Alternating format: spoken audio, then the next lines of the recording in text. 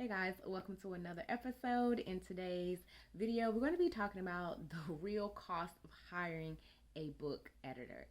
So I want to greatly appreciate those that email me your questions, that actually take the time out to schedule a discovery session with me. One, it lets me know that you guys are really appreciating the information that I'm putting out there, as well as it lets me know how I can better assist you.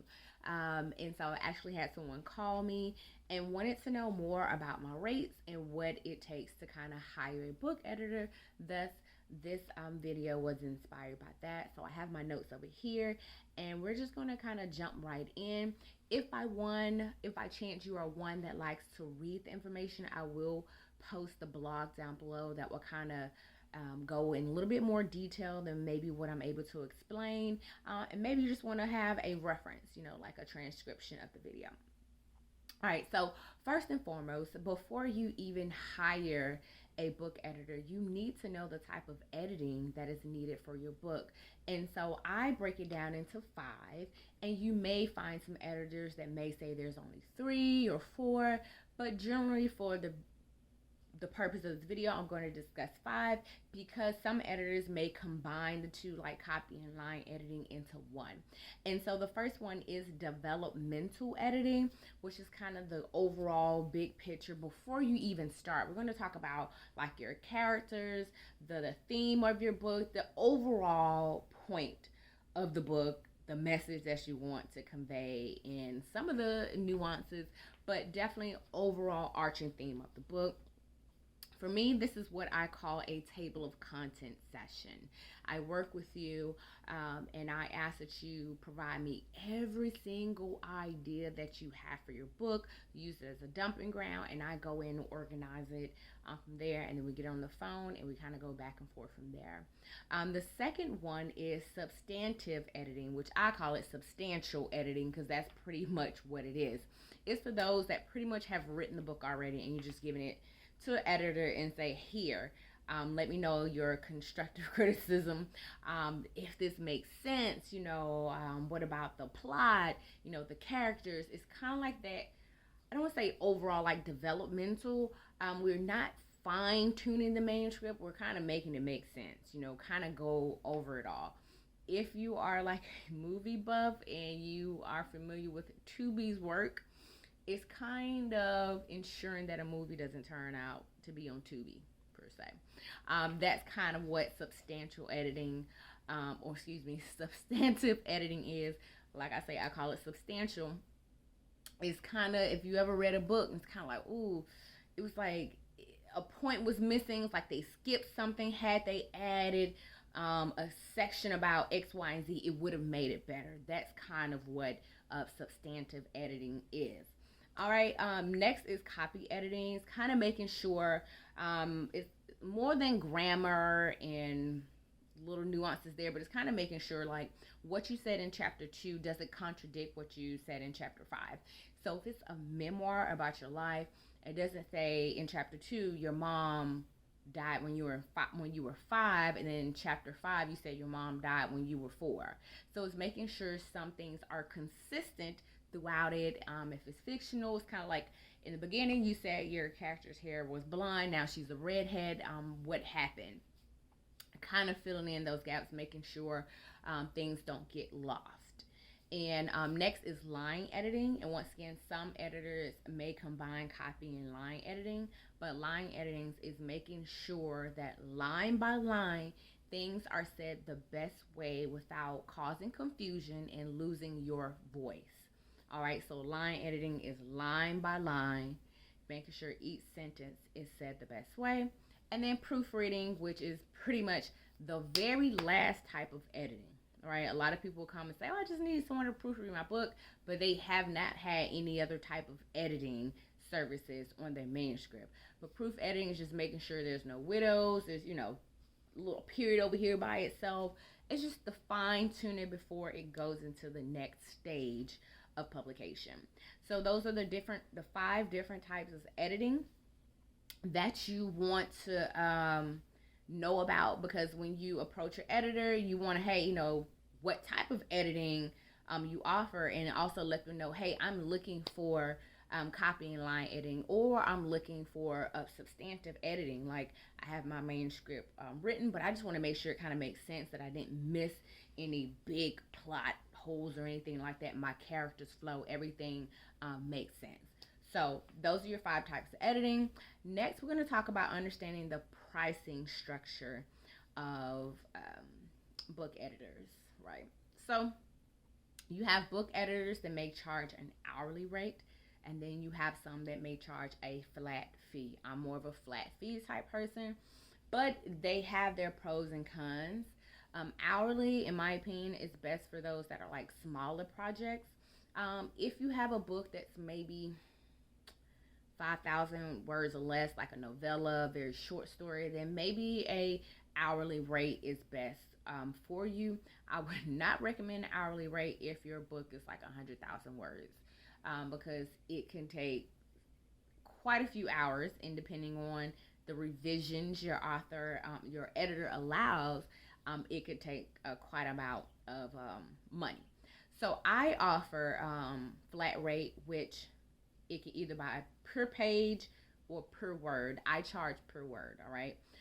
So the reason why I do that, majority of the pieces that I get are around 40,000 words or so. I mean, if I had some that are like 10,000, but generally around the 30 to 40,000 words, and I even had 100,000 plus word manuscript to edit before. And generally, when it's per word, we already know what it's going to be. The reason why I wouldn't do hourly rate for something of that kind, not saying that I would do it, and not saying that I haven't done it. Generally, when you are doing hourly rate, and especially if you're doing like something like line editing, and you want to figure out how to say it the best way without losing the author's voice, you may have to sit there and think on it. Like, okay, how does this make sense? How do I say this? How has her character been throughout the entire story? Would she say it this way, with this kind of quirkiness or whatever? How should I write it? And sometimes you have to think about that. That may could take 5-10 minutes, whatever, of the story, and that adds to it, versus it could take me 5-10-30 minutes. It doesn't matter. I'm still in that one line. So those are just things to think about. So when you have a smaller manuscript, I don't have an exact word count, but maybe I'm going to say 5,000, maybe even up to 10,000 words or less. You may want to consider hourly. Ask them what their rates are. It could be between $40 to $100 an hour. Just depends. And then the flat rate, it can be depending on the type of editing, because of course proofreading is the very last, is very minimum editing, so that can be on the 3 to 4 cents range, all the way up to I guess if you go to substantive or substantial editing, even developmental. My developmental is more of a flat fee, because I send you a questionnaire. I have a structure around it, which it doesn't take as much time, but I have a flat fee for that. But substantial editing, 15, it depends. Since a word, it depends. So you really have to ask. Now, if you're dealing, I know of a New York best time seller that, not that I know them personally, I'm gonna say that I don't know them personally, but I know of one, and when I was in the editing society, that their rates are 50 cents per word. So of course they have those credentials. So once again, I've said on the low end from like 3 to 4 cents up to 50 cents, depending on the type of editing as well as the expertise of the editor. And of course, my rates fall in between there. I don't want to give them, because in the time you watch this video, it could have changed. But I'm going to say, once again, mine is somewhere in between there. And so with those hourly and flat rates, like, you do want to consider the expertise and the years of experience of the editor. I have won, let me make sure you get the right, I think 2020 Colorado Book Award for Best Edited Anthology. And also that book was in Publishers Weekly. It had received a star review. So of course, if I get an award and it's in a publication, yeah, my fees are going to be a little bit more, versus when I very first started, helping other people ghostwriting their book, just getting my feet wet. Now that I have an award underneath my belt, my fees go up. As well as another thing to consider as far as fees is the time, the deadline. Is it a rush fee? Guys, you have to realize it takes time. The amount of time it takes me to edit a 10,000 word book is going to vary significantly different than a 100,000 word book. That's a matter of a week versus, I don't know, 2-3 months, depending on what other publications I have on my table to edit. So you want to think about as far as the time frame and if you need it rushed. Maybe you were working with another editor and they promise you this book will be ready in 2 weeks, and you come to me and now I have 10 days versus when they had 3 months total, and you need within 2 weeks to meet your deadline for whatever else you have. That's going to be a significant, rush job to say I need a book edited within 10 days. And it may not be doable if it's 100,000 words and I have other jobs before you. So think about that. Ask your editor, what is your turnaround for 40,000 words, etc. Please provide as much information. Like, I know I have some people call me who say, what is your budget? I will ask, what is your budget? Some people honestly don't know. Maybe they're just overwhelmed with the process and they honestly do not know. And I have other people who pretty much say, I don't know, because they just want to see the type of information I'm going to provide them if I'm going to try to rob them or whatever. I'm going to let y'all know my fee is my fee. It is what it is. And so another thing that impacts the fee of editing is the complexity of your book. Is your book like nonfiction that requires a lot of research? Are you wanting me to fact check your research, do the research for you, that type of information, as well as I'm all down for transcribing a book, speaking it into the computer, type it out for you. I actually recommend it. However, if you send me a manuscript that is pretty much all words, no commas, no periods, nothing, that is going to have a significant increase for editing, because I'm not quite sure if this is a complete sentence, if you meant to pause here, what exactly your intent is. And so instead of me going through to do copy line editing, I'm doing a whole lot of cleanup before I can truly get to editing. And so one of the things that I know some people are kind of reluctant to doing is sometimes some people is sending their manuscript to an editor. I recommend you send, if it's not the entire manuscript, at least send a chapter, the first chapter of the book, so an editor can see the quality of your work. And I think I may have not done that one time, and I think that is where I got the manuscript that did not have any periods, a comma, any punctuation whatsoever. And so I definitely, before I even we sign an agreement stating that we're going to work together, I need to see your work. I need to see the quality to make sure that I'm charging appropriately, not just to gouge or anything. But one thing, when I'm working with people in business or whatever, I don't want people to be like grudgingly working on my stuff, like, and not putting not saying you're all into it, like, oh, I just love this, I can't live without it, but to really want to work on my work. Like, I don't want you feeling disgusted when you gotta touch my hair or deal with me. Like, if you feel that type of way, I just rather us not do business. So I want to make sure that when I receive a manuscript, it's something that, I can work with, and I'm not just going to be disgusted and be like, you know what, I shouldn't even took this job. So please let an editor see your work. One, to make sure that you all are a good fit, and maybe I've actually received, maybe no more than 2 times, I've actually received some work that was like, this don't need a lot of editing at all. Like, they are I don't know if they had someone else edit before, or they're just a good writer, but it was really like, okay, I just really need to kind of proofread this, and so instead of me telling you, oh yeah, it's going to be 3 weeks, I could get it done in a week. Like, you're a really good writer. So allow them to see your work. Now, this is something that some people do. I tried this no more than 2 times, and I don't do it. As well as sending them your book or a chapter is actually ask for a sample edit, and that's in which you would send them a chapter or a page, and you just get an idea of how the person edits. I'm not too fond of it. Honestly, the only time I did is when someone asked me to do it. And so I was like, sure, I think they didn't send me like the first chapter, whatever. It was like I jumped right into the middle or something, whatever, edited. And they didn't choose me, but then the funny thing, it's weird how stuff comes around. Another editor, editor's circle, editing society. Just get to talking, somehow found out same author, and what they were doing is going around and getting, someone to edit chapter 1 as a sample, someone edit chapter 2 as a sample, someone edit chapter 3 as a sample, and so on. And so, not saying that everyone does that. That was just my experience. And honestly, besides that one person, maybe two, because maybe I did it after that. And then when I found that out, I was like, I'm not doing it. I haven't had any issues.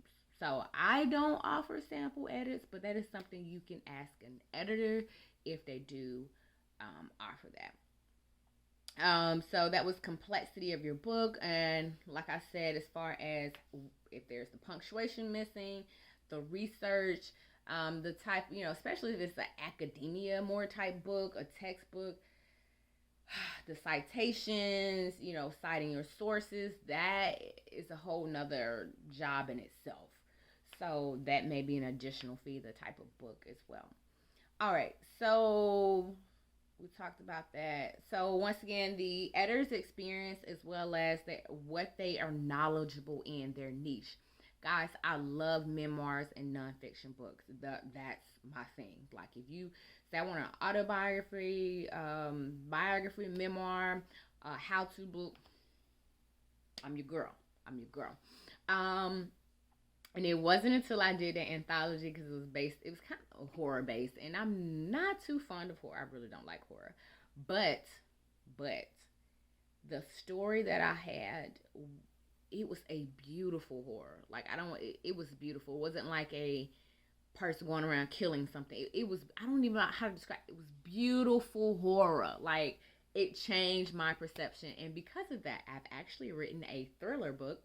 And that will be coming out. I'm going to release it this year because it's actually been sitting. I've written it probably about 2 years ago, 18 months ago. It's been sitting. So I'm going to release a thriller book. So my expertise is in memoirs, nonfiction. However, I have an experience in thriller. But however, you came to me and say, I want to write, you want me to edit an erotica book.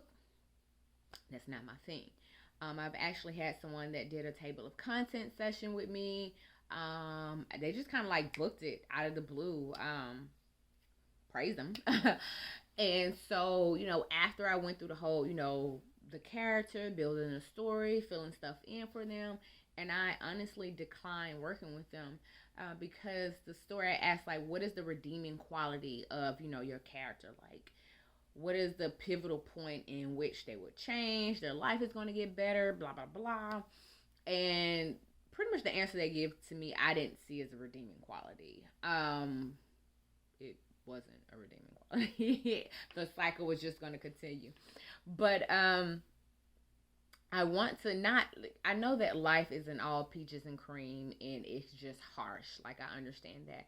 But if it's like a series that I'm working with and it's just getting evil or more evil. I'm begrudgingly going to work on it. It's like, So I stop it before that. It's different if, book 1, they got introduced to something. Book 2, they all landed gangsters shooting everything. Book 3, I may have to get, depending on how long the series is. Cool. I could probably do that, but I just didn't see an end out of that. So making sure the type of work that you are writing aligns with the genre that the editor works in. Okay? Because I felt like I was going on a tangent as well. Also, the value that book editing brings. So I know some of y'all, especially if you are new to the book publishing industry, that budget can be tight. I understand. I'm an entrepreneur. That budget be tight at times. Look, I need to figure out how I can make this happen without spending all of this money. I get it. But I want you to focus more on the value versus the money that you're going to be putting out. It's an investment. Because I've seen some books that, yeah, I actually got one in there that I thought about. Like, the cover looks nice. Oh, okay, cool. And when I open it up, it has so many typos, so many grammatical errors that I was just really turned off. Like, I haven't even read it. It was like I supported someone to support someone. Opened the book, and it was just like, oh, okay. So I probably won't be buying another book from them. And that may be your experience. Like, you may be so rushed to get your book out there. You may be like, I'm not going to spend $800 to get my book edited. And guess what? You may sell maybe your first round of books enough to have covered editing or whatever. So that may be, I don't know what your book, $20 without profit 15. So you may sell, I don't know, 50 books. Is that even 800? Okay, you may have sold X amount of books to get $1,000 profit. But guess what? When those reviews start coming in, they're going to talk about, oh my gosh, how horrible the editing was. They couldn't get past the second chapter. And those reviews start coming in, and instead of you having 4 out of 5 or 5 out of 5 stars, if you had professionally edited, you're at 2. If that. Maybe 1.8. I don't know. So you may make some money in the beginning. In the long run, those reviews are going to start coming in, and then people are just not going to buy, especially if you're oh my God, I'm feeling this, and you think you do good, and you write book number 2 themselves, it's going to really hurt you. So you want to think about the investment, and not just see it as you're spending money, but it's an investment in your author career. An editor is to polish your book, take it to the next level, really, make it happen, really make your book shine and pop. All right. Now, budgeting. Now, I gave you some numbers. So either editor may charge per page. I don't think I gave that. Maybe $2 to $5, $2 to $3 per page, depending on the type of editing. Maybe $3. If you're doing New York's best time seller, 50 cents per word, and an hourly rate from like $40 to $100, and that's best suited for smaller projects. All right. So you want to think about your budget. Just for basic math, your total for editing is going to be $1,000. You want to ask, hey, do you have a payment plan? I offer payment plans. You have to put it down, X amount down, and then depending on your publication date, because I work backwards from your publication date. So if I have only 2 weeks to edit your book, then we may just do 50-50, 50% down, 50% at the end of the editing job. If we have a total of 4 months to edit your book, then of course we may do X amount down, 4 payments, 6 payments, whatever. I generally work with the person as far as payment plans. Some editors don't do that. It is 50-50, or you pay me all up front. So you want to talk about the payment plan, how you make payments, all that type of stuff, and really set some realistic expectations. If my price for editing doesn't suit you, that's perfectly fine. I had plenty of people, oh, you expensive. No, you're just not my ideal client. I know what I bring to the table. And so once again, I'm not the 50 cents per word editor yet, but I'm definitely not the 2 cents per word. So I know what I bring to the table. I know that I offer revisions. I work with you one-on-one. Also consider, like, are you able to talk to the editor in between? Some people, like, you send me your book, I edit, that is it. Like, and you may get a second round of revision. Like, all that talking, like, if I'm editing your book, you can set up time to talk to me about it. If you want to say, hey, actually, I have a question about this, that's cool. So you want to think about the communication process with your author. How can I get in contact with you if you have questions? Generally, if someone's new to this, I kind of let them know, hey, once I receive your manuscript, you may not hear from me for 3 to 4 weeks, depending on how long, but I will send an email. Hey, I just want to let you know that we're still editing your manuscript, because it gives someone some type of reassurance that I just didn't pay you $500 and you just disappeared. I ain't heard from you in 3 weeks. Like, there's really nothing for me to deliver to you within that time frame from editing, but I will send you an email just to let you know that I didn't take your money and run away. So think about, how does the editor communicate with you? I mean, yes. So I think that is it. And if you check out the blog, I have frequently asked questions. One of them: are there any potential hidden costs to consider when hiring a book editor? Some people have communication fees. I have them, but that's kind of like that communication, and that's generally more in my ghostwriting services versus editing, as well as there's certain software or tools that they use. I just require you send me Word document. I can't stand, and people still do, when people send me is it Google Docs? Is it Google Docs? Yeah, that link, because sometimes they don't always open, and then I use like Outlook, so I'm not opening up from a Gmail account, and so now I have to get approval to get access to the link. And then that could be, some people don't even check the email like that, and that's a whole week work wasted of time. So I ask people, no, just send me the Word doc. Don't send me no links. Send me the actual Word document. And that's one of the reasons why I ask for before we even sign an agreement, so that I actually have the document and see what I am working with. What are some tips for finding an affordable yet skilled book editor? We talked about typical costs. How can I determine if the cost of hiring a book editor is worth it for my project? I'm just, encourage y'all to go to the blog, but definitely you just want to actually talk with them. There are some people that I have complimentary discovery sessions. So we get on the phone for X amount of, I have a time limit. We could talk to see if we're a good fit. I know there are some people who actually charge for that. And I get their time being money. I get the value of it. I'm not there yet. I don't know if I'll be there. I get it. But sometimes you just want to actually talk to the person and see if they'd be a good fit. Maybe what they value and, bring to the table and what you want. Maybe you don't like them like that. I don't like the way you talk to me. I don't like the way you look. Nah. But I don't like the way you talk to me. I'm not, it's certain times I've talked to people and it's like the way they said something, or I don't know, the spirit of discernment kick in. It's like, you know what? That ain't the person for me. They may seem good, but it's something about that ain't the person for me. So I do like that. I do like that you are able to speak with me. I do offer complimentary discovery sessions for the time being. All right, so guys, that is the real nitty-gritty behind the cost of hiring a book editor, a good book editor, and what you need to know. I hope that has helped you. And just in case, this is your first time, I need to tell my name. My name is Ashley M. King. I am the Get It Done Queen. I help people of faith tell their story through writing a book and leverage their message to create products and services to reach the people God has called them to. All right, so that is it. Thank y'all so much for tuning in. Have a blessed day.